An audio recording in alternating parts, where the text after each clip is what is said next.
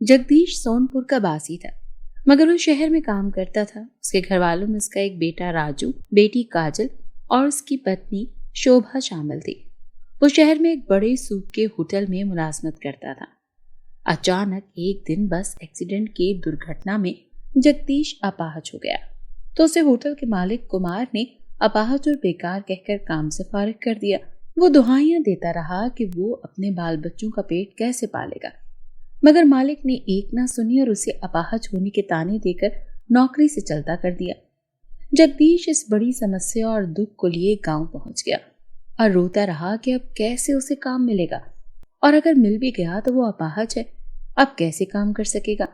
वो इस सोच में गुम ही था कि उसकी पत्नी शोभा बोली, लो राजू के पिताजी, रोटी खाओ, घर में इसके सिवा और कुछ नहीं है, बच्चे भी स्कूल से निकाल दिए गए हैं। वहां मास्टर कहता है कि उनकी फीस जमा नहीं हुई है, इसीलिए बच्चे आगे तालीम हासिल नहीं कर सकते हैं। मैं बेकार अपाहज हूँ और अब साथ साथ लाचार और मजबूर भी हूँ।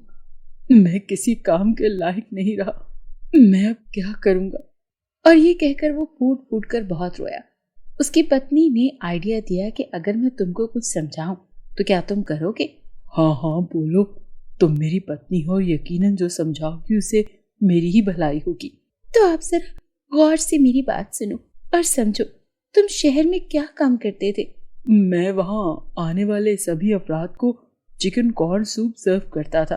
क्या कभी सूप बनते देखा? मेरा मतलब है कि उसे बनाने की तरकीब आती है? हाँ हाँ क्यों नहीं, बावर्ची मेरे सामने अक्सर बनाया करता था। मैं उससे पूछ लिया करता था सूप में शामिल अज्जा के बारे में। मगर तुम मुझसे ये सारे सवालात क्यों पूछ रही हो? फिर देर कैसी, मेहनत में अजमत है। तुम सूप का ठेला लगाओ और उस पर मजेदार सूप बेचो। मगर मेरे पास पैसे नहीं और मैं बेकार हूँ। शहर में कमाई जाने वाली तमाम जमा पूंजी मैं गांव तुम लोगों को भेजता गया, और कुछ पैसे वक्त जरूरत और आगे मुस्तकबिल के लिए जमा नहीं हो पाए, और अब तो एक लाचार आदमी हूँ। मुझे याद है मेरे मालिक ने मुझसे कहा था कि तुम अपाहज किसी काम के नहीं रहे। बेकार कोई नहीं होता, बस मेहनत करना होती है। मेरा मानना है कि मेहनत बहुत अच्छा रंग लाती है।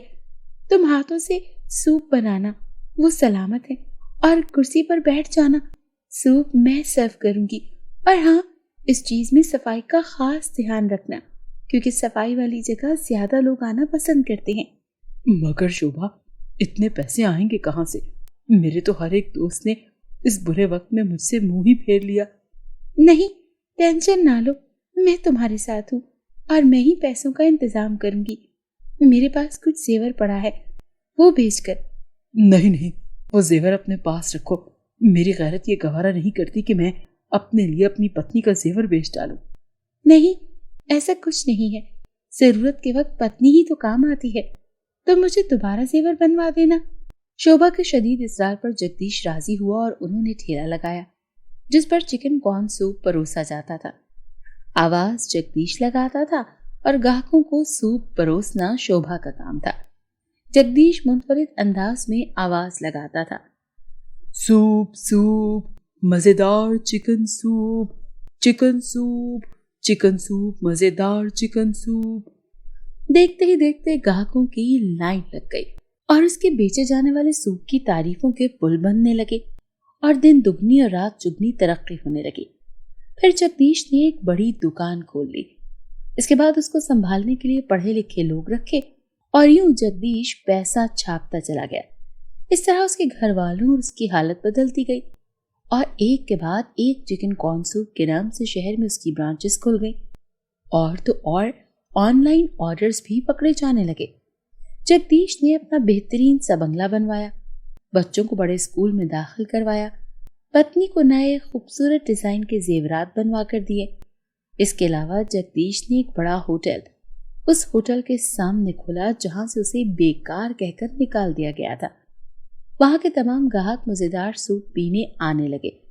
वो होटल जहां जगदीश नौकरी करता था बंद हो गया, मगर जगदीश ने वहां काम करने वाले सारे मुलाजमीन को अपने होटल में काम दिया ताकि उन सब नौकरों के घर के चूल्हे जलते रहें और जो उसके साथ हुआ वो उनके साथ ना हो।